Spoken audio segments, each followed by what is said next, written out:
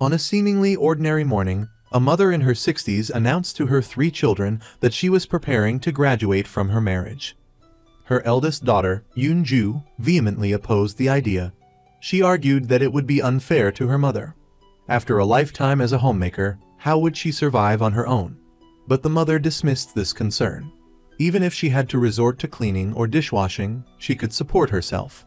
All that mattered was not living with her husband anymore. Besides, she and her husband had already come to an agreement. They would sell their house and split the proceeds equally. Yoon-ju, with her cold and blunt demeanor, didn't mince words, even with her family. She pointed out a litany of potential problems, effectively extinguishing her mother's hope for the future. Her words angered her mother, who decided to end the discussion and returned home. The mother then spoke to her second daughter, Yoon-hee. She had to speak to them separately because years ago, the 2 sisters had a major falling out, and their relationship had remained strained ever since. Unlike Yoon-ju, Yoon-hee didn't overthink the situation and offered unconditional support for her mother's decision. However, the mother's expression didn't brighten upon hearing this. Their younger brother, Jin-woo, had no opinion whatsoever. A freeloader, he still lived with his parents. His main concern regarding the separation was where he would live. Although all 3 children sensed the impending storm, they were unsure how to navigate it. Yoon-hee, a busy publishing employee, had previously been in a 5-year relationship that ended when her boyfriend was discovered to have been seeing another woman for 3 of those years. That day, 5 years ago, was the darkest of Yoon-hee's life. The other woman had confronted her, accusing Yoon-hee of being the other woman. The woman's tirade left Yoon-hee, the actual girlfriend, speechless. She was shocked and devastated. Yoon-hee immediately sought solace in her older sister. However, instead of comfort, Yoon-ju offered unsolicited advice. She told Yoon-hee that crying wouldn't solve anything, and that her taste in men was questionable. Yoon-ju had never liked the boyfriend to begin with.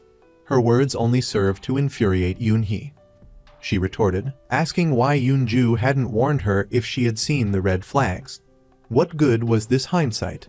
Perhaps she shouldn't have expected comfort from Yoon-ju in the first place. Furious, Yoon-hee stormed off, declaring that they should never see each other again. Only later did Yoon-hee learn that Yoon-ju had been struggling with her own hardship at the time, having recently suffered a miscarriage that she hadn't shared with anyone. After leaving her sister, Yoon-hee went to her boyfriend's apartment. However, she wasn't looking for him, but for his roommate, Chan-hyuk, who was also a long-time friend. According to the other woman, Chan-hyuk had known about the infidelity, but hadn't told her. Yoon-hee unleashed her anger on Chan-hyuk and ended their friendship as well. Yoon-ju was a workaholic. Despite being married to a successful doctor, their relationship was superficial.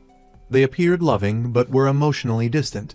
When their mother visited Yoon-ju and discovered they slept in separate bedrooms, she couldn't help but sigh.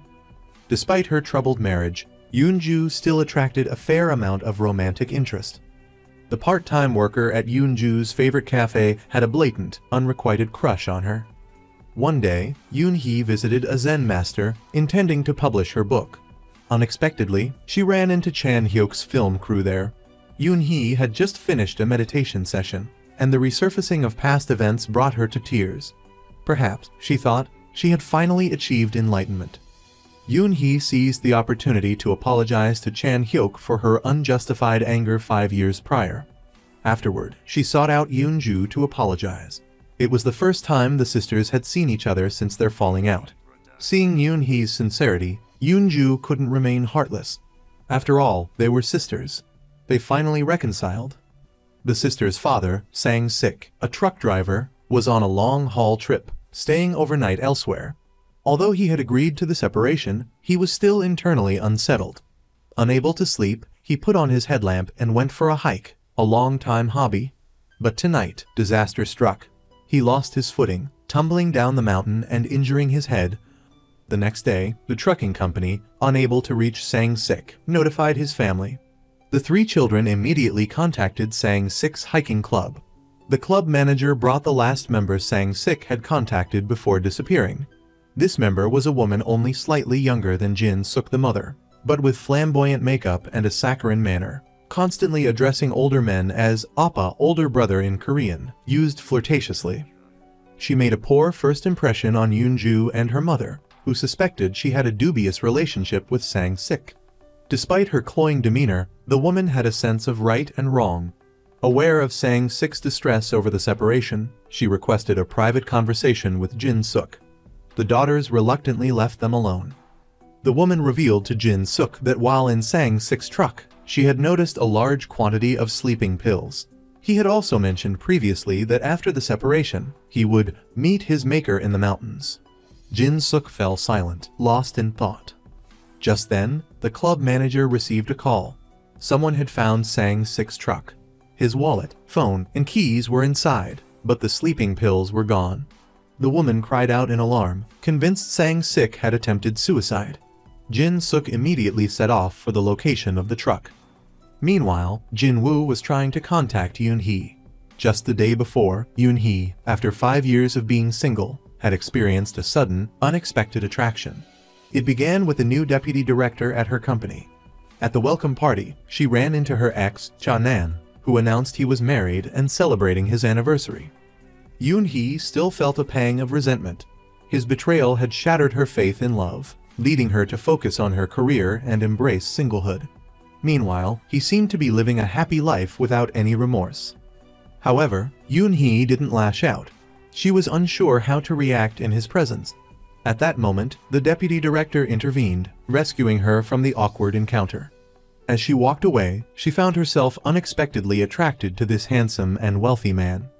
The deputy director, indeed a rare catch, seemed to reciprocate Yoon-hee's interest. Their eyes met repeatedly throughout the party. Perhaps fueled by her encounter with Cha-nam, Yoon-hee drank heavily that night. Coupled with the deputy director's attention, they ended up spending a passionate night together. Waking up, Yoon-hee found herself at the deputy director's apartment. The walls, lined with bookshelves, were her ideal decor. The books themselves perfectly aligned with her tastes. At that moment, the deputy director, Jin-woo, a coincidence of names with her brother, gently embraced her. He brought her a cup of tea, seemingly interested in another round of intimacy. But Yoon-hee hesitated. She was afraid to trust in love again. So, Yoon-hee sought out Chan-hyuk, hoping he could help her determine if the deputy director was a playboy. Just as she explained her situation, Jin-woo, her brother, managed to contact her through Chan-hyuk. Upon learning of her father's situation, she panicked. Concerned, Chan-hyuk decided to accompany her. On the way, Yoon-hee received news that her father had been found. Her spirits immediately lifted. Passing a bus stop, she dropped Chan-hyuk off. Unexpectedly, upon regaining consciousness, Sang-sik's memory had regressed to the period between his birth and his wedding day with Jin-suk. He recognized only his wife. The 3 adults claiming to be his children were complete strangers. After some explanation, Sang-sik accepted his amnesia. He made an effort to learn his children's names, effectively getting reacquainted with them. Driving home, Yoon-hee received a call from a female colleague, who boasted that the new deputy director seemed interested in her. She described his ambiguous behavior when she got into his car the previous night. Yoon-hee's heart skipped a beat, reminding herself to be extremely cautious around him. Sang-sik's memory was stuck at age 22, the peak of his romance with Jin-suk. Aside from his aged appearance, he possessed the spirit of an enthusiastic and romantic young man. He clung to Jin-suk, using affectionate nicknames, enjoyed playing Go with Jin-woo. Jai-woo is likely a typo, and constantly reminisced about their early days. Jin-suk's feelings were complex. She devoted herself to caring for her husband, putting the separation on hold. Chan-hyuk contacted Yoon-hee to continue their discussion about love. Yoon-hee frankly admitted that she had developed feelings for the deputy director first. He recognized her work abilities, and it had been a long time since she felt so understood.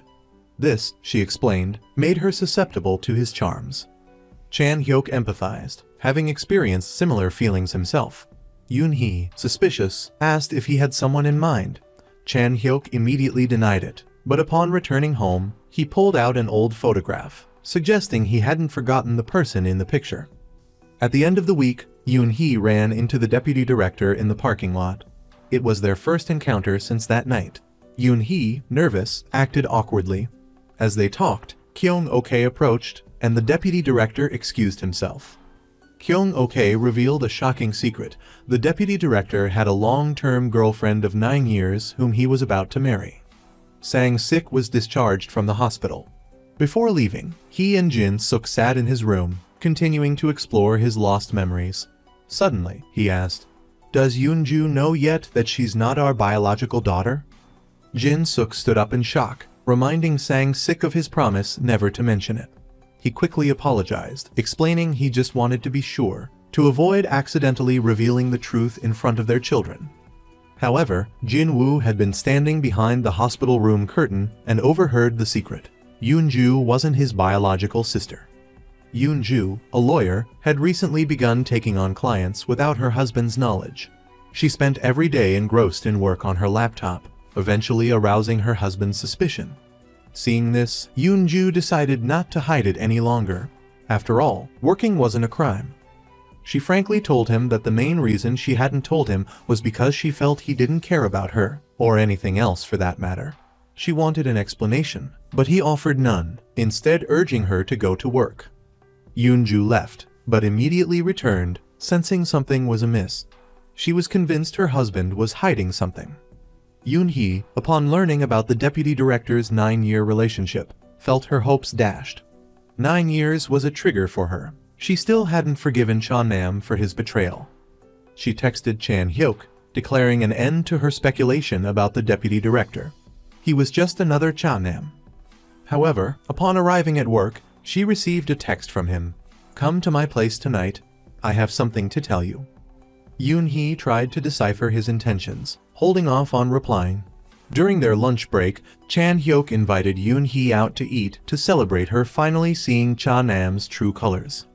While they were eating, Yoon-hee's co-workers, including the deputy director, walked into the same restaurant. When Kyung-ok saw Yoon-hee and Chan-hyuk together, she immediately started gossiping about their relationship. However, Yoon-hee quickly denied the dating rumors, not wanting the deputy director to misunderstand. It seems she still has feelings for him. That same day, Ho's injured his hand and went to Yoon-ju's husband's clinic. After Tae-hoon treated his injury, Ho suddenly warned him, saying that his girlfriend knows him. He hoped Tae-hoon would tell Yoon-ju the truth himself before someone else exposed him. Under pressure, Tae-hoon immediately called Yoon-ju in front of Ho's, telling her he needed to talk to her that night. But when he met with her, he only said he was going on a business trip abroad. When Yoon-ju asked if she could go with him, Tae-hoon's expression immediately soured. Understanding his reluctance, Yoon-ju told him not to worry, as she was also very busy with work. That night, after much deliberation, Yoon-hee decided to meet with the deputy director. He was upfront, telling her that he has a girlfriend of 9 years, but they no longer have feelings for each other and are drifting apart, preparing to break up. The deputy director likes Yoon-hee and wants to pursue a relationship with her. Significantly, he assumed Yoon-hee didn't care about his existing relationship. The next day, Yoon-hee told Chan-hyuk about this. He was truly amazed by the deputy director, feeling that he treated two-timing as something to be proud of. Yoon-hee clearly understood this as well, but still couldn't escape his charm. That evening, at a company gathering, their eyes met again. Afterward, Yoon-hee went straight to the deputy director's house for a date. They embraced and kissed passionately, but halfway through, a knock on the door suddenly interrupted them. Both Yoon-hee and the deputy director became wary, fearing his girlfriend had unexpectedly arrived. The deputy director, aware that his girlfriend occasionally dropped by unannounced, had stubbornly kept a photo of them together on the bookshelf. He went to check who was at the door, and it turned out to be a drunk neighbor who had accidentally entered the wrong apartment. When the deputy director returned, Yoon-hee had already dressed and was preparing to leave. That night, she had also told him that she had been dumped by her boyfriend of 9 years. Because of that past hurt, she's more cautious in love. Yoon-hee agreed to continue seeing the deputy director, but she wanted absolute freedom and didn't want to be too dependent on him. After seeing Yoon-hee off, the deputy director went back inside. As soon as he saw the photo of him and his girlfriend on the bookshelf, he angrily put it away in a drawer. Time passed quickly, and it was soon the day of Sang-sik's discharge from the hospital. On the way home, he bought tangerines, his wife's favorite fruit, and even peeled and fed them to her. This made Jin-suk uncomfortable. A pang of bitterness struck her heart. because in the decades they had been married, his tenderness had completely disappeared. Sang-sik treated Jin-suk selfishly and harshly, always using the harshest words to berate her. After being discharged, Sang-sik saw his truck for the first time. He was as happy as a child. After all, at 22, his dream had been to own a truck. Sang-sik took his wife on a road trip. He sang joyfully, but Jin-suk's face was far from cheerful. Sang-sik drove to his workplace, where his colleagues flocked to greet him and ask about his health. After exchanging pleasantries, Sang-sik prepared to leave. This struck his colleagues as odd, unlike his usual behavior. Every time he visited, he would always check in on someone named Young-sik. Hearing this, Sang-sik's mind went completely blank. It seemed that since waking up, no one had mentioned that name in front of him. Just then, a young man appeared nearby, calling out, "Dad," as he ran towards Sang-sik. This scene shocked Jin-suk, who was sitting in the truck. She got out, her mind in turmoil, wanting to confirm her long-held suspicions. Indeed, the source of all her anxieties and resentment stemmed from a year after their marriage. Sang-sik's attitude towards her had changed drastically. He started coming home from work later and later, often acting guilty and secretive, as if hiding something from her. Jin-suk began receiving phone calls from a strange woman. As soon as the woman heard Jin-suk's voice, she would hang up. Faced with these signs of infidelity, Jin-suk was heartbroken. She even considered taking Yoon-ju with her to investigate, but ultimately didn't go through with it. For the sake of her children, she chose to endure. However, Sang-sik never offered any explanation. At this moment, Sang-sik's colleagues, seeing Jin-suk, quickly intervened to help Young-sik. They explained that at work, they habitually called their senior colleagues Dad. Just then, another person standing further away also called out, "Dad." Young-sik immediately gestured for Jin-suk to see. They were truly just close colleagues. With that said, the group quickly dispersed. Leaving his workplace, Sang-sik excitedly took his wife to the seaside for some fresh air, telling her stories of his childhood. At 14, his family was so poor they nearly starved to death. He then followed a truck driver to Seoul and started working as a dockhand. When he met Jin-suk, she was a university student. Sang-sik was too ashamed to tell her about his background, fearing she would look down on him. This was the first time Jin-suk had heard these stories since their marriage. Sang-sik's voice choked with emotion. It turned out that even now, he still didn't have the courage to reveal everything. He felt disappointed in himself. That evening, as they were about to board the bus back to Seoul, Sang-sik thanked his wife for marrying him despite his hardships and for giving birth to their wonderful children. He said, "It's been really hard on you," wiping away tears as he spoke. Jin-suk suddenly remembered that, in fact, when they were young, Sang-sik had cried many times. Just as he said, Sang-sik firmly believed that Jin-suk was his destined love. But back then, she was the one who didn't believe in love. After they got together, they had warmed each other's hearts, believing that the other was their one and only. Elsewhere, Tae-hoon was involved in an emergency treatment for Yoon-ju's father. Through this, he discovered that he had attempted suicide by overdosing on medication. Before leaving for his business trip abroad, Tae-hoon deliberately told both Yoon-ju and Yoon-hee about this. As expected, they were both deeply distressed. That evening, as Yoon-hee was heading home, she happened to see her mother getting into the fruit vendor's car. They drove off together. Yoon-hee immediately got out of her own car and went to the fruit stand to investigate. The owner's granddaughter told her, "My grandpa went on a date." The words "on a date" left Yoon-hee speechless with surprise. After returning home and finding her father sitting alone, she took him out for karaoke. Although the atmosphere was lively, just thinking about her father's suicide attempt brought tears to Yoon-hee's eyes. After today's events, Yoon-hee and her father made a pact. As soon as his memory returned, he had to tell her first. Because Yoon-hee feared that after remembering everything, he might not be able to cope. The next day, Yoon-ju also returned to her parents' home. She called her mother outside and brought up the time when her mother had taken her and run away from home.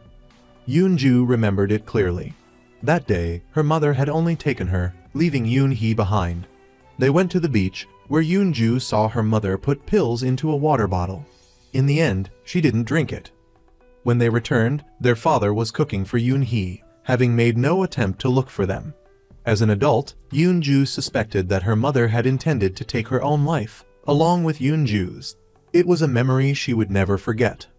Jin-suk hurriedly explained that they weren't poison pills. She had only wanted to get rid of the baby she was carrying. Yoon-ju reluctantly accepted this explanation.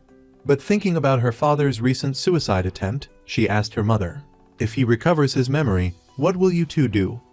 Jin-suk firmly replied, "We'll stick to the original plan.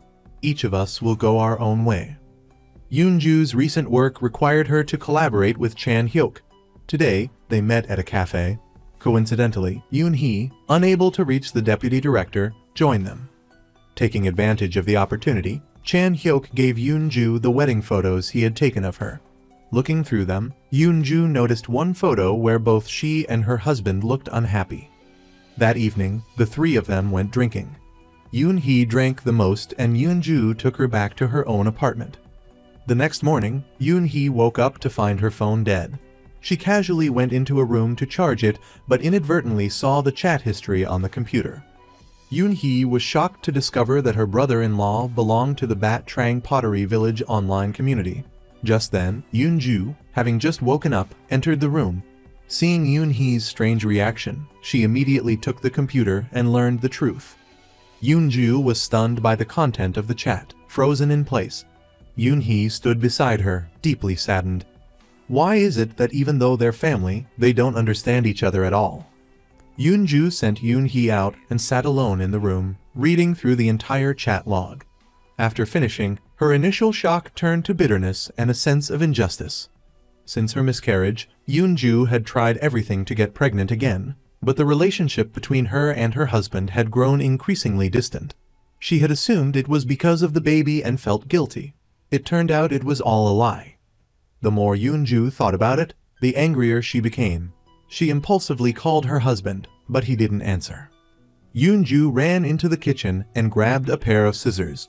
This frantic action frightened Yoon-hee, who hugged her sister tightly until she calmed down. After this incident, Yoon-ju analyzed the situation. Her husband must have deliberately left the computer there for her to see. He didn't want to hide it anymore, but he also lacked the courage to confront her directly, so he resorted to this method. Yoon-ju mocked herself. She always thought she was clever, able to see through people with just a few words. Yet, she couldn't see through the husband right beside her. The next day at work, the deputy director called Yoon-hee into his office, under the pretext of wanting her to explain why she hadn't answered his calls the previous day. But Yoon-hee had already figured it out. She had been downstairs at his apartment and had seen his car parked there. This meant he was likely at home, and the reason he hadn't answered was probably because his girlfriend was there. Having realized the situation, Yoon-hee had decisively left. This clandestine relationship had tired her out, and she had lost her initial enthusiasm for the deputy director. Yoon-hee skillfully suggested they end their relationship. Afterwards, she went to Chan Hyuk to confide in him. Besides informing him about her breakup with the deputy director, she also reminisced about her relationship with her sister.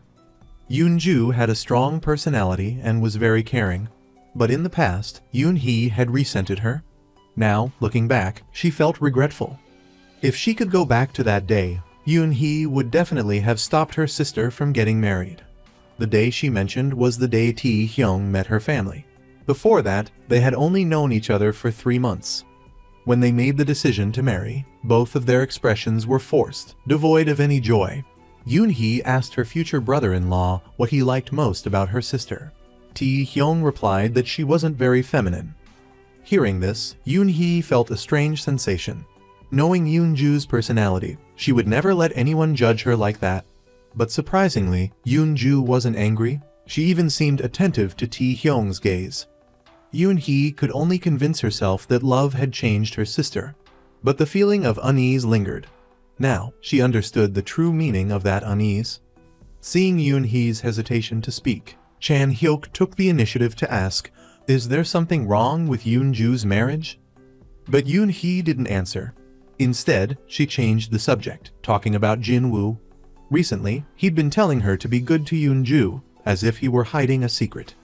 In fact, last night, when Chan Hyuk was drinking with Jin-woo, he got drunk and revealed that Yoon-ju wasn't their parents' biological child. After sharing the secret, Jin Woo considered Chan Hyuk a confidant and entrusted him with the task of telling Yoon Hee. After returning from abroad, Tae Hyung had been avoiding Yoon Ju. He wouldn't answer his phone and hadn't shown his face. Worried, Yoon Hee stayed by her sister's side every day. By chance, she overheard Chan Hyuk's phone call. Yoon Ju was still waiting for Tae Hyung to appear, but unexpectedly received news that his clinic had closed down and he had completely disappeared. With the sudden turn of events, the clinic staff had no choice but to contact Yoon Ju. At that moment, Chan Hyuk arrived. Upon learning of Tae Hyung's disappearance, he blurted out, "That's despicable." Yoon Hee's intuition told her that Chan Hyuk likely knew something about her brother-in-law. Meanwhile, for some unknown reason, after meeting Young Sik, Sang Sik had been feeling uneasy. Finally, he decided to go see him and get things straight. Hearing this, Jin Suk became somewhat agitated and wanted to go with him. Sang Sik's private life had been a tormenting nightmare for her, and she also wanted to know the truth. But when they arrived at the trucking company, a colleague told them that Young Sik had packed up and left in the middle of the night. Before leaving, he had borrowed money from many people. After obtaining his home address, Sang Sik took his wife there, but they still couldn't find Young Sik. One day, while at work, Sang Sik ran into the head of the hiking club. He inquired about Young Sik, but only received a vague response. The man warned Sang Sik, "It's best not to ask about him. Otherwise, Jin Suk will bring up graduation from marriage again." Not understanding what graduation from marriage meant, Sang Sik asked for an explanation. That evening, Sang Sik returned home, cheerfully presented his wife with a bouquet of flowers, and declared, "I've remembered everything and I agree to graduate from marriage with you." In reality, Sang Sik hadn't recovered his memory. He said this only to reconcile with his wife. He had looked up graduation from marriage online and simply found it to be a novel concept. Sang Sik excitedly wanted to take a trip with his wife to graduate. He had clearly misunderstood the concept. But Jin Suk didn't seem to care. Yoon Hee went to the cafe to find Chan Hyuk, but the staff told her he had gone back to his hometown for the day. Determined to convince Chan Hyuk to go with her, Yoon Hee finally revealed the secret. Tae Hyung is gay. Recognizing the gravity of the situation, Chan Hyuk immediately set off with Yoon Hee. They found where Tae Hyung was hiding and confronted him for ruining someone's life by concealing his sexuality. But Tae Hyung showed no remorse, even mocking Yoon Hee. "You're too sentimental. That's why you'll be scammed out of your money your whole life and never get ahead." Just as Yoon Hee and Chan Hyuk arrived, they received a call from Jae Woo. He informed them that their father had regained his memory and was once again demanding a graduation from marriage with their mother. The constant stream of troubles left Yoon Hee feeling utterly helpless. She reproached her father for not keeping his promise to tell her first after regaining his memory. Before she could even process this, Yoon Hee discovered that Who had intentionally posted the location of the church on social media, seemingly trying to lure someone there. Following the location, Yoon Hee arrived at the church and saw her brother-in-law and Who standing together. She mistakenly assumed they were a couple. Who hastily explained, expressing his strong dislike for Tae Hyung and urging Yoon Hee not to misinterpret the situation. With Chan Hyuk's prompting, Yoon Hee suppressed her anger and went aside with Tae Hyung to speak privately.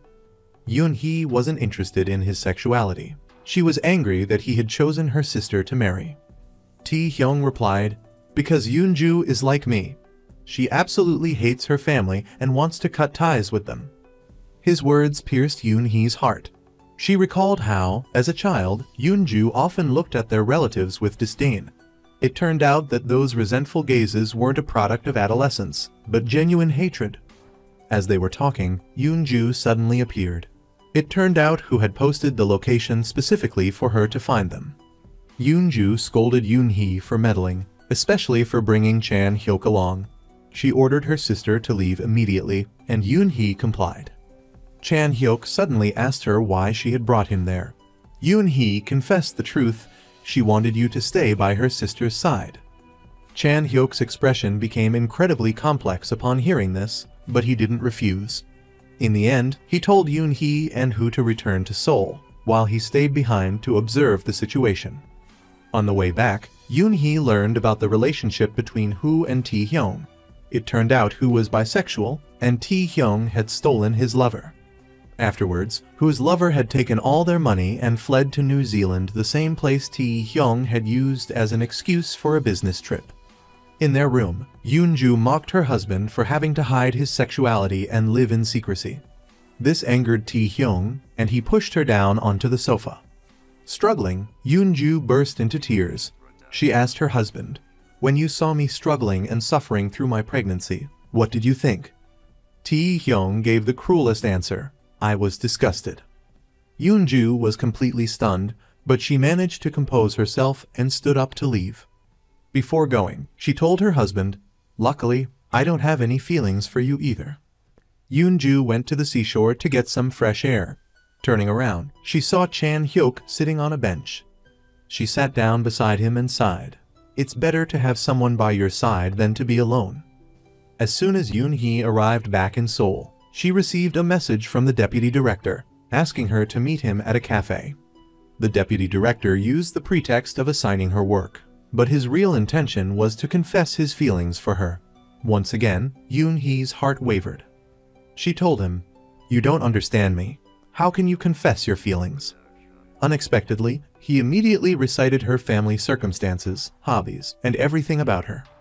She was utterly astonished. After a brief confrontation, the deputy director admitted, "It turns out, I'm the online friend you've been talking to for the past year." He explained that their connection didn't begin with their one-night stand, but with the deep understanding they had developed as friends. He had even joined the company because of her.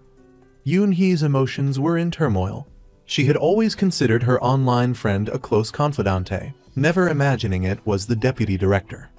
As they left the cafe, the deputy director leaned down and kissed Yoon-hee. At that moment, car headlights suddenly shone on them. Yoon-hee looked closely and saw that Yoon-ju and Chan-hyuk had returned. Sang-sik returned to work, interacting more with his colleagues. He started hearing more stories about his pre-amnesia self. In this life, he had treated his wife terribly, bringing home only a small portion of his salary and leaving the children entirely to Jin-suk's care. Even his friends praised her resilience in single-handedly supporting the family. Upon hearing this, Sang-sik hid in his truck and wept for a long time. He couldn't accept that he had been such a terrible person. That night, he returned home, still clinging to the excuse of wanting to rekindle their affection. Jin-suk questioned him, "If you've really recovered your memory, then explain why you went to that god-forsaken place." In truth, Sang-sik had been experiencing fragmented memories over the past few days.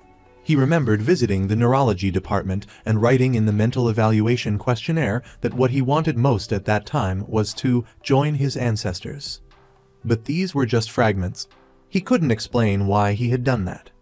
This revelation devastated Jin-suk.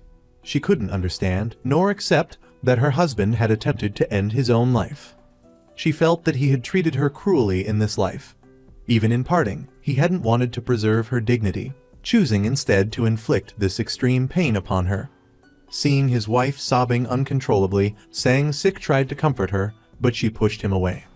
Jin-suk revealed the secret she had buried in her heart for years.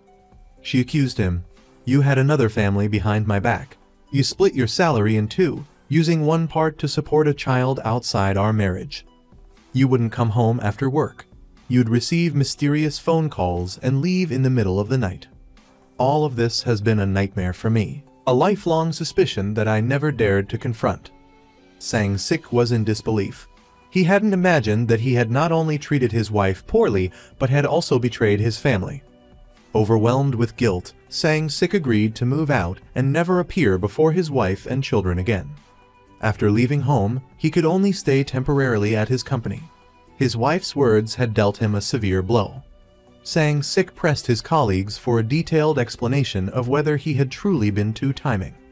But his colleagues didn't know how to answer. They only reminded him that there was a diary in his truck. Perhaps the answers lay within. Sang-sik immediately returned to his truck to search. He found a yellowed note inside a notebook. It was a letter Jin-suk had written to him when they were young. Sang-sik had always mentioned receiving a letter when he was 22, but Jin-suk had no recollection of it. He had assumed his memory was faulty. Now, having found concrete proof, he was deeply moved. Not wanting his wife to face everything alone, Sang-sik decided to announce to his children that he and their mother had agreed to separate. On the day of the planned announcement, Sang-sik and his 2 children went to Yoon-ju's house. He felt completely unfamiliar with his daughter's home. He learned that this was his first time visiting. Yoon-ju had invited him before, but Sang-sik had always refused. During dinner, Sang-sik announced his decision to leave home. He instructed everyone, "Don't be heartbroken. This won't affect our family bond. The 3 of you must take good care of your mother. Especially, don't let her sell our only house." That night, Yoon-hee went to the office to work overtime with the deputy director. But she frequently checked her messages from Chan-hyuk. He hadn't replied to her messages all day. It turned out that ever since witnessing the kiss between Yoon-hee and the deputy director, Chan-hyuk had been in a foul mood. He steadfastly refused to answer her calls. Noticing Yoon-hee's behavior, the deputy director approached her to inquire. At his suggestion, Yoon-hee stopped sending messages and went directly to Chan-hyuk's office. Chan-hyuk was cornered by Yoon-hee, leaving him no choice but to say he didn't want to continue their friendship. He was afraid that one day, when Yoon-hee was in a bad mood, she'd make a scene and cut him off again. But Yoon-hee assured him she would never cut ties with him again. "Our friendship will last forever." This statement only made Chan-hyuk feel more uncomfortable. He couldn't voice the real reason he wanted to end the friendship because all along, his feelings for Yoon-hee had been romantic. The next day, Yoon-ju returned to her mother's house. As they talked, Jin-suk asked about her son-in-law. Yoon-ju acted incredibly calm, hiding the cracks that had formed in her marriage from her mother. After returning home, Yoon-ju received a call from her ex-husband. He sincerely apologized, wanting her to forget their conflict. Yoon-ju agreed, telling him to choose a day to finalize their divorce proceedings. She said, "You two can still be friends afterward." After hanging up, Yoon-ju suddenly asked her mother, "When I was struggling to work and support the family, why didn't you thank me?" Yoon-ju wasn't asking to reproach her, she simply wanted to know the reason. Jin-suk choked up. She said she was too filled with guilt to express her gratitude. Yoon-ju thought for a moment, then changed the subject. "Actually, before I got married, Dad came to work at my company. He gave me a savings card, promising to deposit money into it every month to compensate for my hard times. Over the years, I haven't touched that money, but I've always remembered Dad's attempt to make it up to me." Yoon-ju reproached her mother. "You've been too cruel to Dad. Even though he made mistakes, it wasn't enough to justify a separation. It really broke him. Now he has nowhere to go. He's also very pitiful." Yoon-ju told her mother to give the savings card to her father so he could rent a place. Faced with her daughter's accusations, Jin-suk was heartbroken. She could only say that she needed to rest, then ran to her room and burst into tears. She felt wronged. She thought Sang-sik was using money to buy Yoon-ju's affection, while her own years of loneliness and suffering seemed worthless. That day, Yoon-hee sat in a cafe. Looking at a note on her phone, she realized Yoon-ju's birthday was approaching. She put down her phone but suddenly felt something was strange. Yoon-hee remembered her father saying their wedding photo was taken after he proposed. That was also the first time he touched his wife's hand. Yoon-hee started to calculate. From November when the wedding photo was taken, Yoon-ju was born just 6 months later. It clearly wasn't a normal gestation period unless Yoon-ju was premature. Yoon-hee pondered this but couldn't find an answer. Just then, a woman approached her. Her co-worker, Kyung-ok, enthusiastically introduced her best friend, Seo-young. Yoon-hee greeted the new friend warmly. Suddenly, Kyung-ok mentioned that Seo-young was very devoted. This year, she's only loved one person. Yoon-hee felt there was more to this statement. Indeed, in the next moment, she learned that Seo-young's boyfriend was the deputy director. Yoon-hee was shocked. She remembered the photo she had seen at the deputy director's house.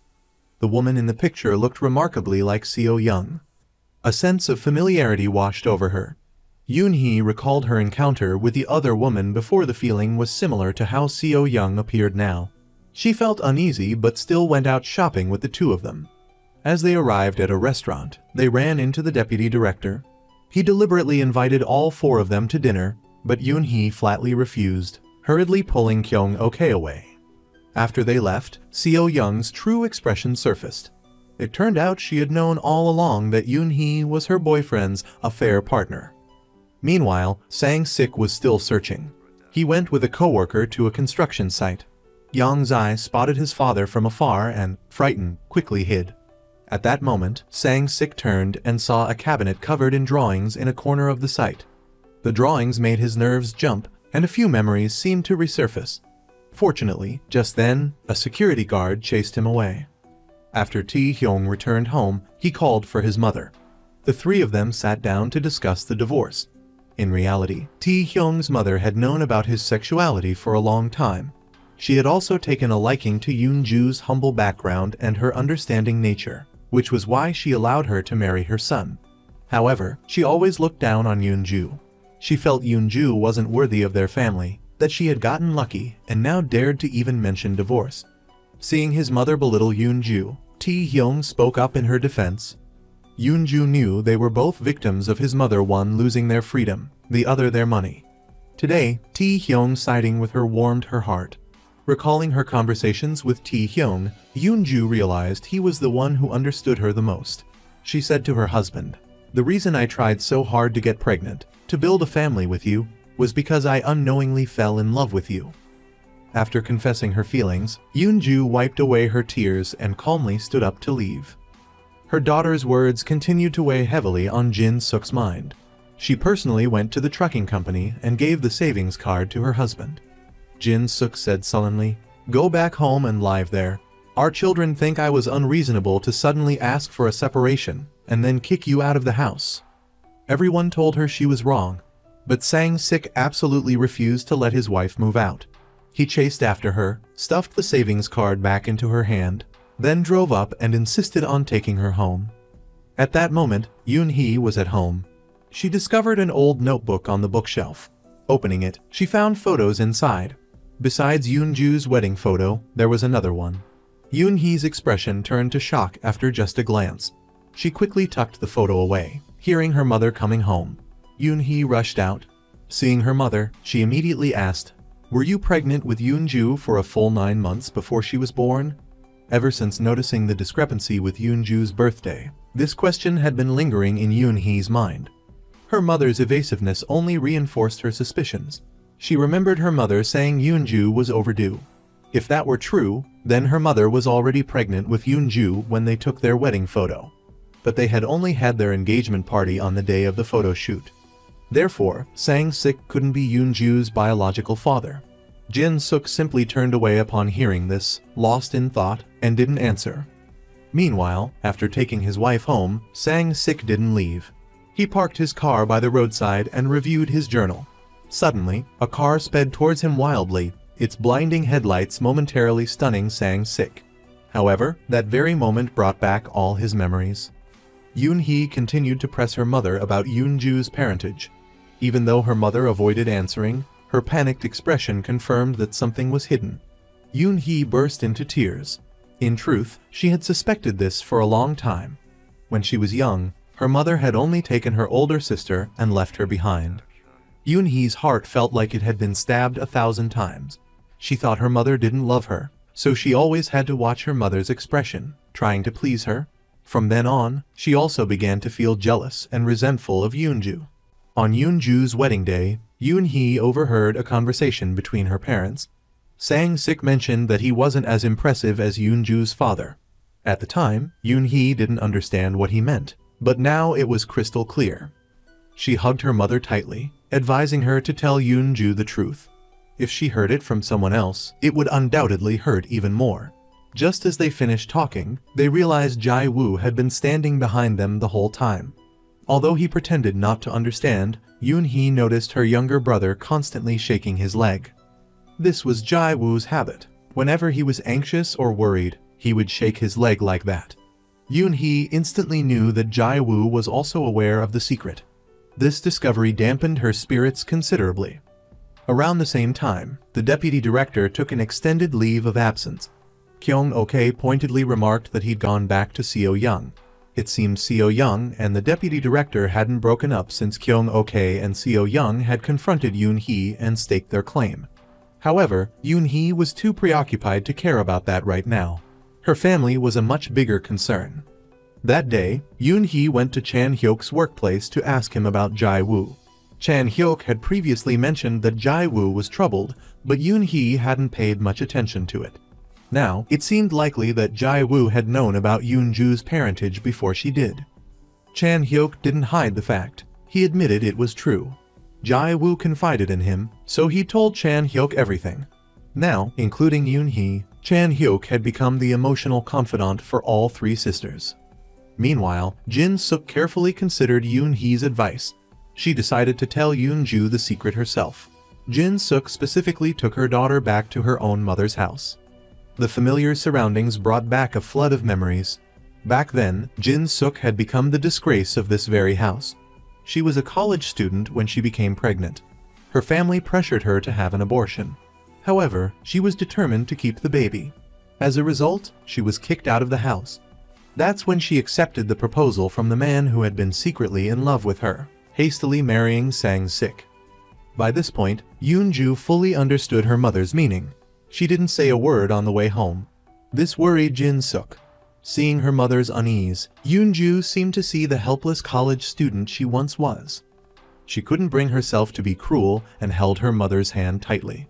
Although the first thing she heard was that she had ruined her mother's life, deep down, Yoon-ju was grateful that her mother had kept her. Jin-suk's confession caused Yoon-ju to start siding with her mother. She suddenly understood her mother's strong desire for separation.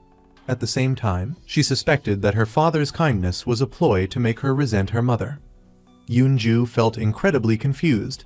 She had nowhere to vent her frustration, so she took it out on Yoon-hee. Yoon-hee didn't back down, firing back at her sister. She accused Yoon-ju of acting superior while ignoring the blatant truth in front of her. Yoon-ju was speechless. She truly hadn't seen anything. Now she realized that her family and her marriage were built on lies. After Yoon-ju left, Yoon-hee realized she had been too harsh. She rushed out and hugged her sister, who was sitting by the road, sobbing uncontrollably. Yoon-hee took her to Tae-hyung's clinic. After receiving a sedative, Yoon-ju drifted off to sleep. Tae-hyung, seeing her so rarely this distraught, asked Yoon-hee what had happened. But Yoon-hee didn't tell him the truth. After regaining his memory, Sang-sik went to a nursing home. By chance, he saw his wife there with another man. Sang-sik naturally assumed this man was Yoon-ju's biological father and believed he was right.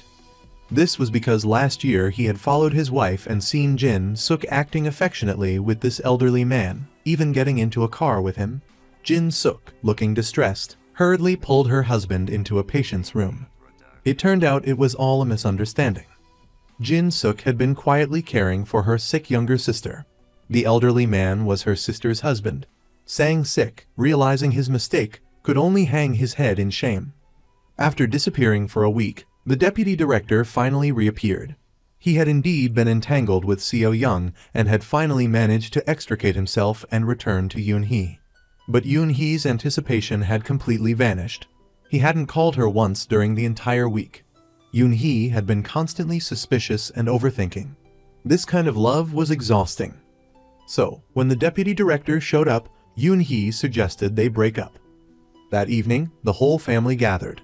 The three sisters and their mother exchanged awkward glances. Then, their father returned home. Surprisingly, he brought Young-sik and another boy with him.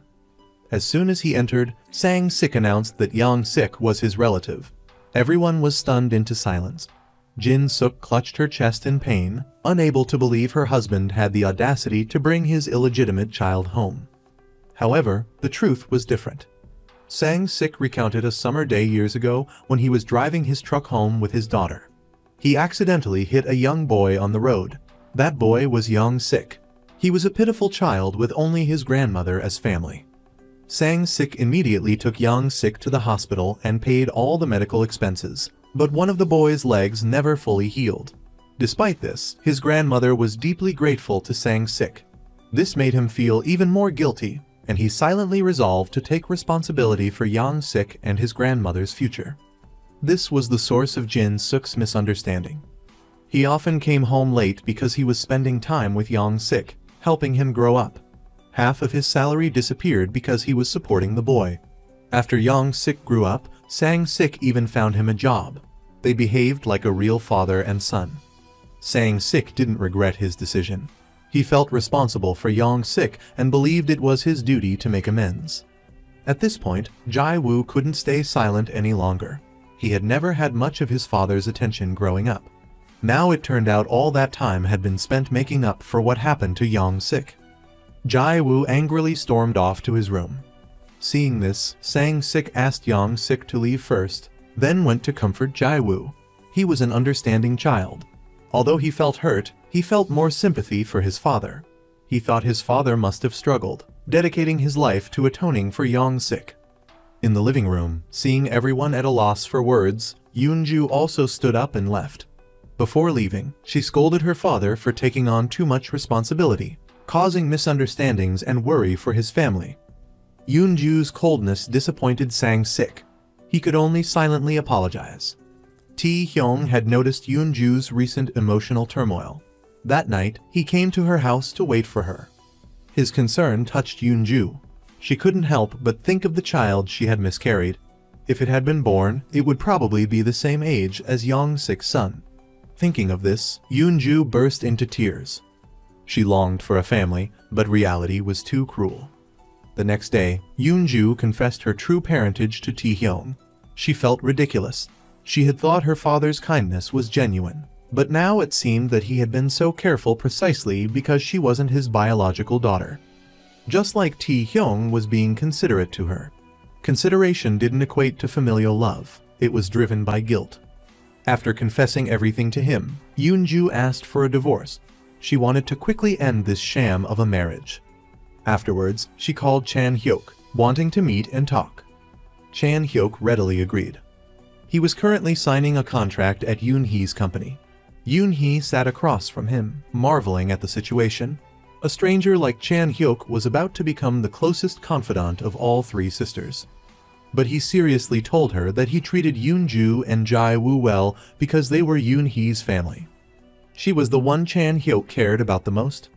His confession stirred powerful emotions within Yoon-hee.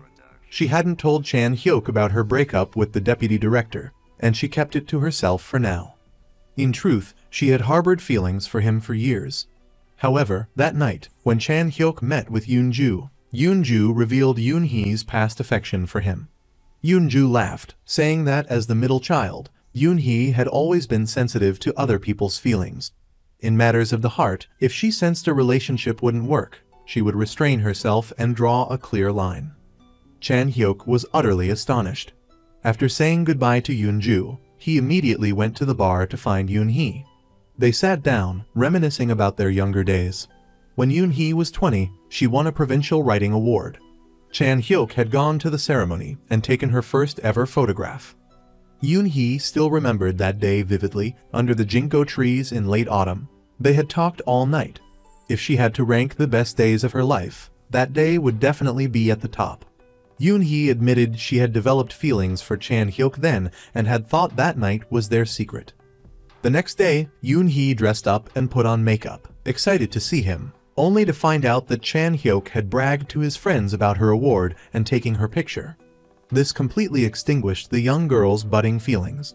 She assumed Chan Hyuk wasn't romantically interested in her, so she took a step back and continued their friendship. Hearing this, Chan Hyuk felt a wave of confusion wash over him. He had unknowingly missed out on love. It turned out he had always liked Yoon-hee. After learning the truth about her husband and Yang Sik, Jin Suk decided to confront Sang Sik herself. She still couldn't forgive him for keeping it a secret. His silence had not only burdened him, but had also caused her years of pain and suspicion. Sang Sik felt a little indignant, accusing Jin Suk of also keeping secrets from him. For example, on Yoon-ju's wedding day, her biological father had been there, suggesting that Jin Suk was still in contact with him. Hearing this, Jin Suk flew into a rage, throwing a peach from the table onto the floor. She had never entertained such a thought and would never do such a thing. She demanded to know what had actually happened that day. This question brought Sang Sik's mind back to Yoon-ju's wedding day. He had been wearing a mismatched suit, awkwardly greeting guests at the door. Tae-hyung's parents were well educated, as was Jin Suk, a college graduate. The guests were all polite and respectable. This made Sang-sik feel self-conscious. He had gone to the restroom to wash his face. When he returned, he saw Jin-suk talking and laughing with another man.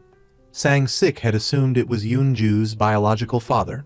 However, in reality, the man was just an ordinary guest.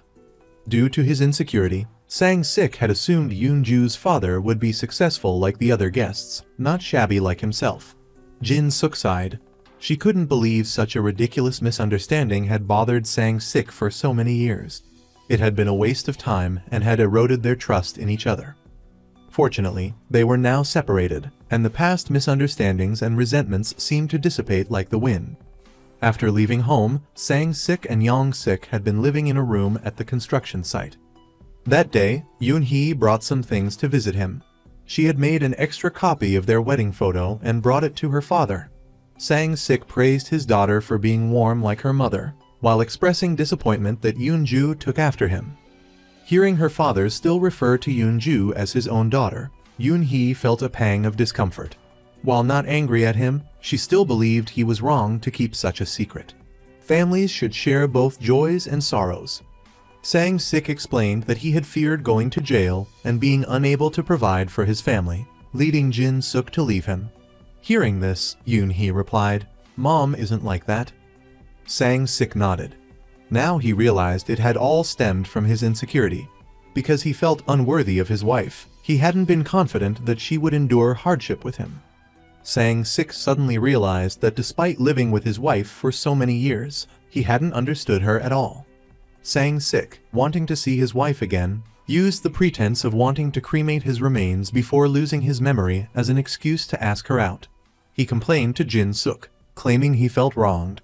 He had been upright, kind, hardworking, and loving towards his wife and children his whole life. Yet Jin-suk and the children showed him no concern. That night, Sang-sik was feeling hopeless. However, he unexpectedly received a call from Yoon-ju. His daughter's concern warmed his heart, and his plans for self-cremation vanished. Sang-sik hid his sleeping pills, determined to start a new life. Unfortunately, he slipped and fell down a cliff. Jin-suk remained silent, reluctantly accepting this explanation.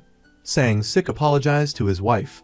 She had truly endured hardship, putting up with his capricious nature. Yoon-ju heard that after her parents honestly discussed their misunderstandings and smoothly separated, Jin-woo started to neglect his family. He especially avoided talking to his mother, constantly using work as an excuse. It was clear he was troubled. Yoon-ju didn't want to see her brother like this. Today, she took the initiative to go to Chan-hyuk's office to find him. With a gentle but firm approach, Yoon-ju's few words brought Jin-woo to tears, making it impossible for him to remain childish any longer. If he was an adult, he had to take responsibility, understand, and care for his mother. Yoon-ju wanted Jin-woo to do this because she was about to leave home. She wasn't Sang-sik's biological daughter, and didn't want to keep hiding this secret. Once Yoon-ju left, Jin-woo would naturally have to shoulder the responsibility. After Yoon-ju left, just as she was about to call her father to explain the situation, she received a call from him. At the same time, Yoon-hee was also summoned to the front of Chan-hyuk's office. She encountered one of Chan-hyuk's colleagues. This female colleague had always had a crush on Chan-hyuk, but he never took it seriously. The colleague had seen Yoon-hee's picture in his wallet and correctly guessed she was the woman he loved, feeling a pang of jealousy. She deliberately provoked Yoon-hee, pretending to know Chan-hyuk very well, and even claiming that Yoon-hee always gave him relationship advice. Yoon-hee was taken aback. Chan-hyuk, just like before, had shared their secrets with someone else. Yoon-hee felt deeply disheartened.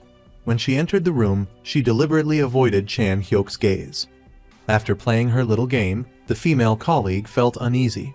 After hesitating, she finally confessed to Chan-hyuk that she had peeked at his phone and learned they were discussing relationship issues. She had let it slip when she met Yoon-hee today. Chan-hyuk realized the seriousness of the situation and immediately wanted to explain to Yoon-hee. But she was at a gathering with colleagues that evening and didn't answer his calls. She reluctantly agreed to meet him only after the party ended. Chan-hyuk angrily rushed over and declared their friendship over. Stunned, Yoon-hee chased after him and pulled him back, asking why he was ending their friendship. She didn't want to lose her most important friend, like she had 5 years ago. Chan Hyuk replied, "As the saying goes, the closer the friend, the more respect you should have for each other." Even though he felt conflicted, he couldn't deny the wisdom in those words. Yoon-hee's actions today were disrespectful and had angered him, so he decided to end their friendship. Hearing this, Yoon-hee felt indignant. She challenged Chan Hyuk. "You revealed our secret to your colleague. Was that respectful?" But Chan Hyuk didn't explain, only admitting he was bad at keeping secrets, then turned and left. Yoon-hee stood there for a long time, feeling incredibly upset. At this moment, the person she most wanted to confide in and rely on was Yoon-ju. But no matter how many times she called, Yoon-ju didn't answer. Yoon-hee had no choice but to call Taehyung. That's when she learned that their father had gone to Yoon-ju's place that evening to return her savings passbook and apologize for being preoccupied with making money and neglecting his family when they were younger. When Yoon-ju saw the passbook, she lost control and started crying.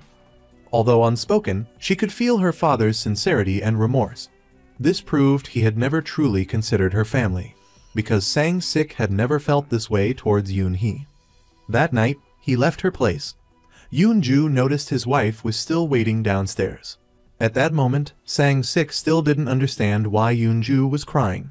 It wasn't until Jin-suk told him, "Actually, all three of you know, Yoon-ju isn't Sang-sik's biological daughter." He finally realized, his eyes stinging. Sang-sik truly loved Yoon-ju, which is why this hurt so much. He feared Yoon-ju would sever ties with him after learning the truth. He didn't want to lose his daughter. Yoon-hee brought a bag of beer to Yoon-ju's place, flatly telling Taehyung, "I'm sleeping here tonight." He didn't mind, only reminding Yoon-ju not to drink too much. Yoon-hee opened a can of beer and revealed that she and Chan Hyuk had ended their friendship. Yoon-ju maintained a cold demeanor, her words equally indifferent, reminding Yoon-hee not to expect comfort. No matter how big the issue was for her, it didn't concern Yoon-ju. Yoon-hee nodded, acknowledging this. But she didn't know why Yoon-ju was the first person she thought of whenever she was troubled. Perhaps it truly was familial affection. Instinctively, she wanted to lean on her older sister. That night, the two sisters slept in the same bed. Yoon-hee clung to Yoon-ju like glue, refusing to let go even when pushed away. Finally, Yoon-ju gave in. They fell asleep in each other's arms. The next day, Hu came to see Yoon-ju, announcing his upcoming trip to New Zealand with his girlfriend. After saying goodbye to Hu, Yoon-ju immediately arranged to meet Taehyung and shared the news. The usually calm Taehyung teared up, his hand trembling as he held his glass. That night, he drank heavily, only returning home after getting completely drunk. Upon entering, he saw his mother waiting for him, wanting to discuss divorce. She had never seen her son like this. Yoon-ju told her, "The man Taehyung loves is with someone else. He's heartbroken." However, her mother-in-law wore a complex expression after hearing this. Yoon-ju advised her, "If you truly love Taehyung, accept him for who he is. Even I'm trying to accept him, why can't you?" Meanwhile, after much contemplation, Sang-sik decided to continue treating Yoon-ju as his daughter. As long as Yoon-ju didn't reveal the truth, he would pretend he knew nothing. Furthermore, he decided to forget the past few decades of his memory, pretending he was still 22 and bravely pursue Jin-suk once more. From then on, Sang-sik found excuses to take Jin-suk out every day, trying to recapture the beautiful times they once shared. The female colleague, after learning she had caused Chan Hyuk and Yoon-hee to fall out, felt extremely guilty. She asked Jin-woo to relay a message to Yoon-hee. The message read, "I peeked at Chan Hyuk's phone. He didn't reveal anything." Knowing this strengthened Yoon-hee's resolve to reconcile with Chan Hyuk. Besides sending him messages every day, she personally brought him food at his office. Thanks to her efforts, they finally made up. She then confessed her feelings. When she reconnected with Chan Hyuk after 5 years, she couldn't help but feel stirred again. That's why she went along with dating the vice president. She had asked Chan Hyuk for relationship advice to restrain herself, draw a clear line, and remain just friends with him. Knowing Yoon-hee went to such lengths to avoid becoming his girlfriend, Chan Hyuk felt a pang of bitterness.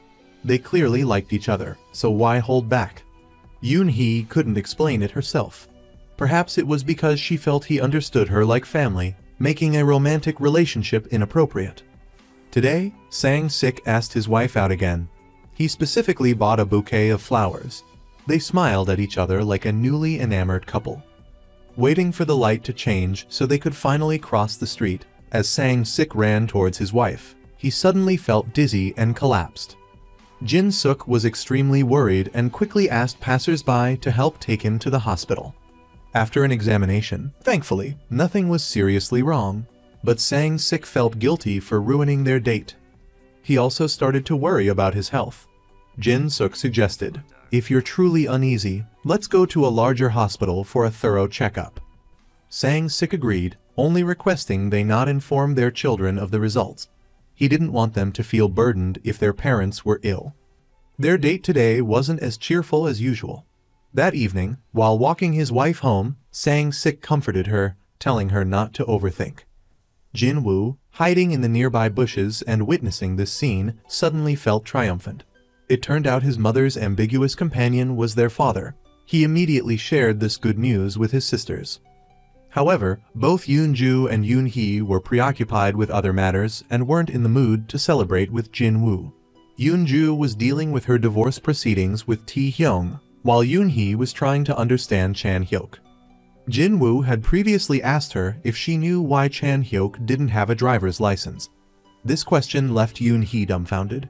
She realized that although she knew he didn't have a license, she had never considered the reason behind it. Chan-hyuk knew all her family's secrets, yet no one seemed interested in his. One day, the vice president unexpectedly sought out Chan-hyuk. They went to a special place, taking a walk and talking in the woods. The vice president told Chan-hyuk about his childhood experience of living with relatives in America, and the difficulties he faced adapting to a foreign country. He resented his parents for not consulting him and pushing him onto a path he didn't like. Chan-hyuk comforted him. "Actually, that's how adults are. They often leave you speechless." The vice president smiled. Talking to Chan-hyuk was truly comforting. Perhaps some people were born to be listeners. Then, the vice president asked him, "What does Yoon-hee hate the most?" Chan-hyuk replied, "Probably the feeling of hating someone." The vice president sighed, thinking that Yoon-hee probably hated him too. Before his girlfriend left, she had deliberately provoked Yoon-hee, claiming they were still intimate the night before their breakup, intentionally making her jealous. One day, after work, the vice president finally had a chance to talk to Yoon-hee. He told her that he had met Chan-hyuk over the weekend and learned she hated the feeling of hating someone. He feared he was one of those people she hated. But Yoon-hee replied that she didn't hate him. She hadn't believed Seo Young's words, so there was no hatred. Yoon-hee believed that a relationship beginning and ending amicably was the most fulfilling conclusion to a breakup. Hearing this, the vice president felt relieved. For him, this was also the best outcome. After their farewell, Yoon-hee busied herself with caring for and understanding Chan-hyuk's life. She hoped he would confide in her, sharing his burdens. Today, Yoon-ju returned to her mother's house to tell her about her decision to divorce. Worried about her mother's reaction, she specifically asked Yoon-hee to come along to lighten the mood. Yoon-hee immediately arrived with a large supply of beer. Perhaps due to her recent dates with Sang-sik, Jin-suk's mood was better than before. Seeing her mother so happy, Yoon-ju couldn't bring herself to break the news. A while later, Jin-woo also returned. Seeing the three siblings laughing and joking, Jin-suk started to miss her husband. His presence was the only thing missing from this happy atmosphere. The next day, she went to the hospital with her husband for his checkup. Before entering the examination room, to ease Sang-sik's nervousness, Jin-suk suggested they confess something to each other. She confessed that she had never intended to leave him. When he proposed at 22, Sang-sik promised to be a good father. From that moment on, she was captivated by him. Her feelings hadn't changed. Jin-suk thanked him for his promise and care, which had given her, once so lost, the happy life she had now. Her words brought tears to Sang-sik's eyes. He had thought his love for Jin-suk was one-sided. It turned out their feelings were mutual. Hearing this, Sang-sik also had something he wanted to tell his wife. Actually, his previous suspicions stemmed from his own insecurities. He didn't truly resent anyone, but rather was angry at himself for not meeting his own expectations. Sang-sik felt that Jin-suk was a fairy who had descended to Earth, and he was just a woodcutter who had hidden her clothes, forcing her to stay in the mortal world as his wife. Ultimately, he still felt unworthy of her. That day, Chan-hyuk was taking his driver's license test. Just as he was about to pass, a mother and child nearby caught his attention. He lost control and drove straight off course. Yoon-hee rushed to meet him, intending to tease him a little to lighten the mood, but realized it wasn't the time. Chan-hyuk looked devastated. Yoon-hee took him home. After a moment of silence, Chan-hyuk shared his family's story. The reason he was afraid of driving was that years ago, while taking the driving test with his mother, he suddenly received news that his older brother had been in an accident. From that day on, laughter had vanished from his family. Those who knew the reason assumed he refused to drive because of his brother's death. However, what Chan-hyuk truly feared was a specific spot at the driving test site, because his misfortune had begun there. After listening to Chan-hyuk's story, Yoon-hee burst into tears and hugged him. As she was leaving, Chan-hyuk said that since she now knew his secret, she had to stay by his side for life, even if only as a friend. Since Yoon-ju hadn't told her mother about the divorce the last time, Tae-hyung took the initiative to confess that evening. Yoon-ju rushed home.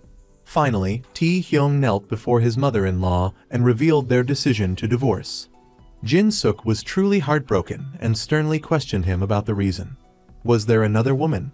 Tae-hyung replied that, initially, he had chosen to marry someone who shared his resentment towards family. But now, he realized that Yoon-ju actually valued family very much. Therefore, he didn't want to waste her time and wanted her to find someone who loved her and start a new life. Jin-suk was so heartbroken that she couldn't speak, only silently shedding tears and rubbing her chest. But after calming down, she supported her daughter's decision. Yoon-ju was an adult, and if she had said it, she must have thought it through carefully. She just asked if Yoon-ju needed her to relay the news to her father.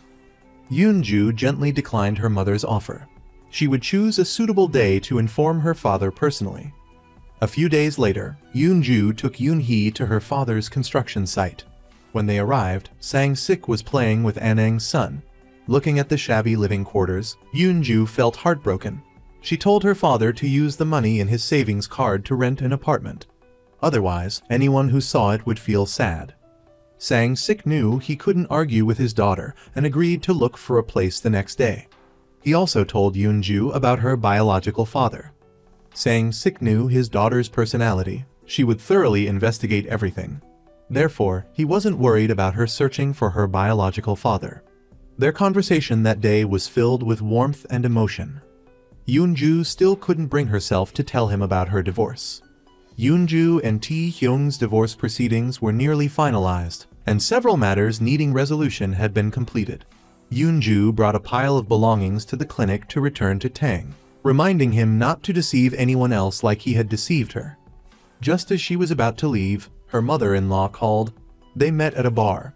Her mother-in-law hoped Yoon-ju would keep the reason for the divorce a secret and not ruin Tae-hyung's reputation out of resentment for her past arrogance. Yoon-ju readily agreed and said that Tae-hyung had already made amends for the apology she wanted. He had knelt before her mother to apologize. Hearing this, her mother-in-law teared up. Yoon-ju understood her feelings. The apology should have come from her mother-in-law, but she refused to accept her son's sexuality. That's what had placed a heavier burden on him.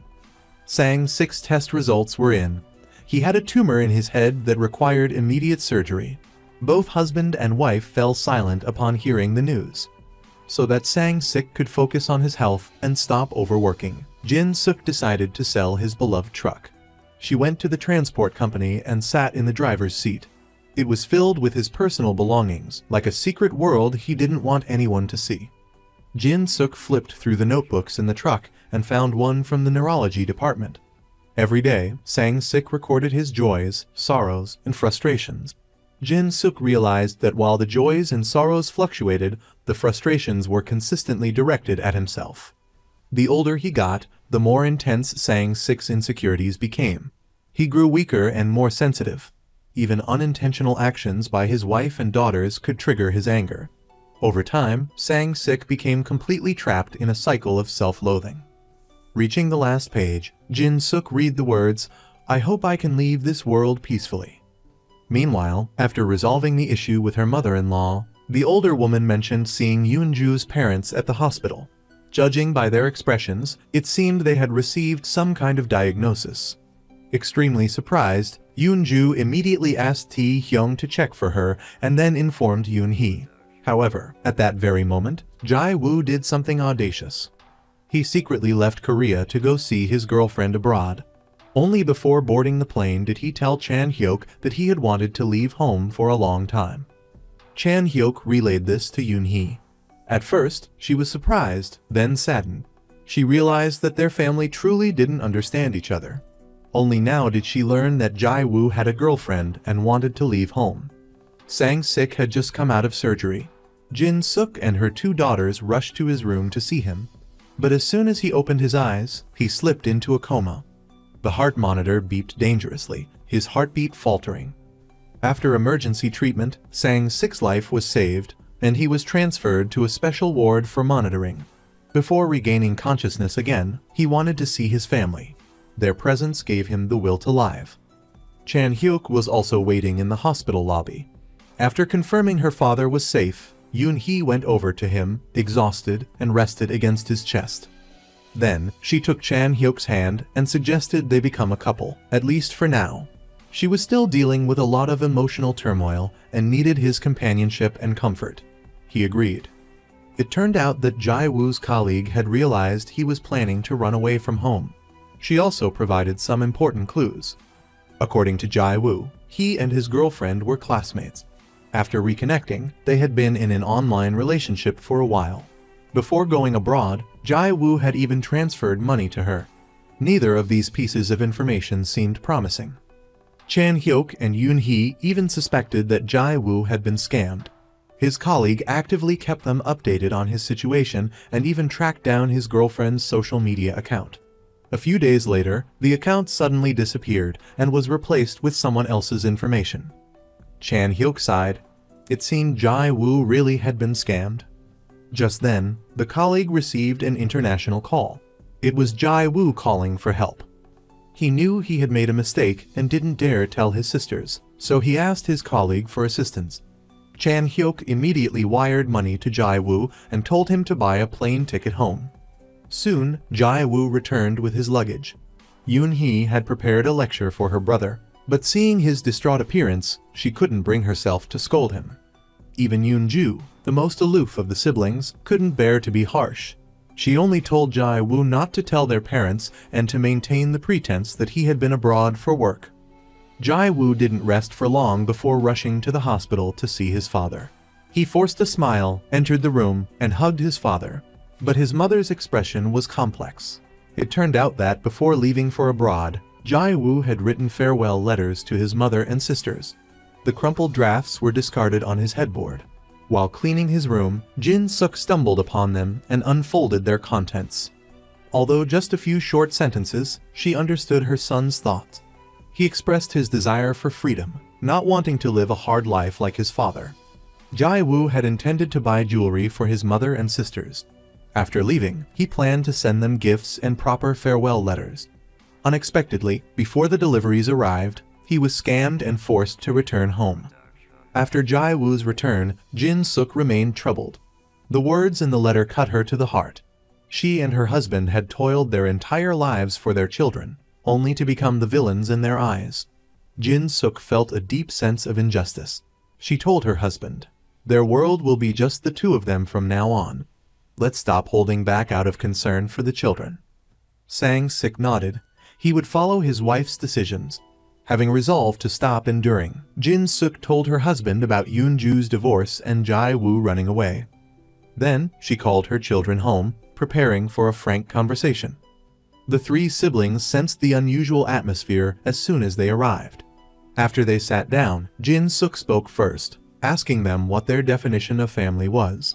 None of them could answer. She continued. "During the years Yoon-hee was at odds with Yoonju and left home, I worried every day. What happened between you 2? What's so difficult to talk about? Yoonju didn't even discuss her divorce with me. After learning about it, I had to force myself to accept it." Jae-woo's actions were the most outrageous. He's always been carefree, pampered and cared for by his mother. Yet, he resents this house and disregards his parents' upbringing. Now, I realize that what I should do isn't separate from my husband, but cut ties with these ungrateful children. Anyway, what is the definition of family? Even I don't know anymore. Hearing this, Jae-woo wept and knelt, begging for forgiveness. Sang-sik, feeling the injustice done to his wife, declared he would kick Jae-woo out of the house. But Jin-suk stopped him, saying she wouldn't do that because she had once been kicked out herself. That feeling was truly painful. Years ago, Jin-suk had been cast out because of her pregnancy. Shortly after, her mother's family moved abroad. Jin-suk had no family left in Korea. After marrying Sang-sik, she often felt lonely, with burdens she couldn't share with anyone. This was the true feeling of leaving home, helpless and isolated. Completely different from the freedom Jae-woo envisioned. He understood nothing yet easily inflicted pain on his loved ones. Everyone listened silently to Jin-suk. In truth, each child had contemplated leaving home. Yoon-ju felt burdened by family responsibilities. Yoon-hee didn't want to live constantly mindful of others' moods. And Jae-woo always yearned to pursue his dream of freedom. But these reasons were too simplistic. They hadn't considered the feelings of the mother before them. How would she live? Would she be happy and free? She had spent her entire youth writing the answers for her children. Even with hardships and strained relationships, the weight of family was far more complex than they imagined. Jin-suk wiped away her tears and asked Yoon-hee to bring out the cake, first celebrating her father's discharge from the hospital. That night, after the children left, she told her husband about selling the truck for his health. Seeing his wife's constant worry for him, Sang-sik finally agreed to sell it. Before doing so, he went to the transport company and sat in the truck that had been his companion for so many years. Secrets he couldn't share with his family were hidden within. The truck was like another life for Sang-sik, containing his most vulnerable and sensitive side. That day, while at work, Chan-hyuk happened to pass by the place where he and Yoon-hee had once walked hand in hand until dawn. It was the place where their feelings for each other had blossomed, holding a special significance for both of them. Chan-hyuk called Yoon-hee and asked to meet her. After Yoon-hee and the deputy director broke up, she also resigned from her job. Not long after, Yoon-hee ran into Kyung-ok. Actually, before Yoon-hee resigned, everyone at the company knew about her and the deputy director. Yoon-hee thought Kyung-ok had revealed it, but she said, "When you love someone, even your eyes can speak." The deputy director's eyes betrayed him. During this encounter, Kyung-ok also had something to tell Yoon-hee. From an outsider's perspective, Yoon-hee was often reserved and cautious with people she didn't like, but very comfortable with those she loved. These words awakened something in Yoon-hee. That evening, when she met Chan-hyuk, she immediately said, "Sarang-hee, I love you." Not only did she confess her love, but she also revealed her feelings from 30 years ago. Chan-hyuk was slightly surprised, but after composing himself, he walked towards Yoon-hee, placed a ring he had prepared on her finger, and said, "I love you too." Then, he gave her a passionate kiss. After the divorce, Yoon-ju threw herself into her career. She rented an office, preparing to open her own practice. As she busied herself with work, a man quickly appeared by her side. He was Lawyer Lee, who had developed feelings for Yoon-ju during his internship at her company. They had similar personalities and were very enthusiastic towards others. Knowing about Yoon-ju's divorce, Lawyer Lee pursued her more intensely. Yoon-ju also sensed his feelings, but she wanted to keep her distance from men for the time being. One day, when the sisters were home, Yoon-ju suddenly expressed her desire to meet her biological father. Jin-suk didn't hesitate and immediately gave her his address. Yoon-ju followed the address to an art gallery. It turned out her biological father was a famous painter. Upon meeting, he coldly stated his position, hoping Yoon-ju wouldn't intrude on his current family. They were only biologically related, with no other connection, essentially strangers. Yoon-ju understood. She only wanted to say her name. She believed her father should at least know of her existence. Having said this, Yoon-ju didn't hesitate and left immediately. One fine day, Jin-suk packed her bags and left home, just as she had at 22. Sang-sik supported her decision. He had seen her bucket list and knew she had many things she wanted to do but had put aside to care for her children. Sang-sik only hoped Jin-suk would be happy. Thus, the house became devoid of her presence. The father and 3 siblings tried to adjust, though they missed her from time to time. They wondered how she was doing. A year passed in a blink of an eye. One day, Yoon-ju went to the beach and found Tae-hyung, sharing her life with him as a friend. Yoon-ju hadn't started dating again, but had opened her heart to befriend Lawyer Lee. Tae-hyung asked about her parents and Yoon-hee. He still used the familiar terms of address from before. Yoon-ju didn't mind. After all, they were once family. She still hoped Tae-hyung would be happy, because he was once a part of her family. Yoon-ju and Jin-woo also knew about Yoon-hee and Chan-hyuk's relationship. One day, Jin-woo called his sisters and Chan-hyuk together, announcing he had discovered a secret. He had seen their parents video calling each other. It seemed their mother was coming home. Jin-woo's prediction was correct. Not long after, Jin-suk returned home with her luggage. She excitedly brought back Hawaiian shirts for everyone, sharing the beautiful sights she had seen. It was the first time Yoon-hee had seen her mother so happy. Life returned to its normal rhythm.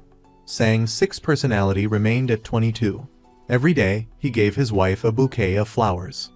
One day, he sent a message to the family group chat, suggesting they all go on a trip together. The 3 siblings immediately conferred, none of them wanting to be the first to decline.